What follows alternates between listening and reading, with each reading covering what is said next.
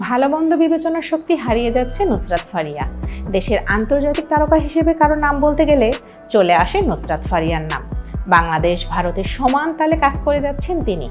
বাহ্যিক সৌন্দর্যের মতোই সদ্য ফোটা ফুলের সুবাস ছড়ান তার চিন্তাধারা।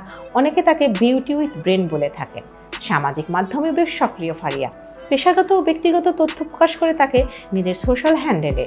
এবার এই অভিনেত্রী লিখেছেন বোধশক্তির অবক্ষয় নিয়ে। আজ বৃহস্পতিবার নিজের ফেসবুকে ফারিয়া লেখেন, মানুষ হিসেবে আমাদের বোধশক্তির অবক্ষয় এতটাই প্রখর, আমার ভয় হয় দিন দিন ভালো মন্দ বিবেচনার শক্তি হারিয়ে যাচ্ছে। প্রতিনিয়ত যা দেখছি তা কতটুকু সত্যি আর এটা বোঝার ক্ষমতা হারিয়ে ফেলবেন না। এরপর লেখেন, মস্তিষ্কটাকে সিন্ধুকে বন্ধ করে শুধু চোখ দিয়ে উপভোগ না করে মানুষ হিসেবে পর্যবেক্ষণ করার ক্ষমতাকে ফিরিয়ে আনার চেষ্টা করি আমরা। খুব কঠিন হবে না আশা করি। এতক্ষণ বার্তা বৈঠকের সঙ্গে থাকার জন্য ধন্যবাদ। নতুন নতুন তথ্য ও সংবাদ পেতে বার্তা বৈঠকের ইউটিউব চ্যানেল ও ফেসবুক পেজের সঙ্গেই থাকুন।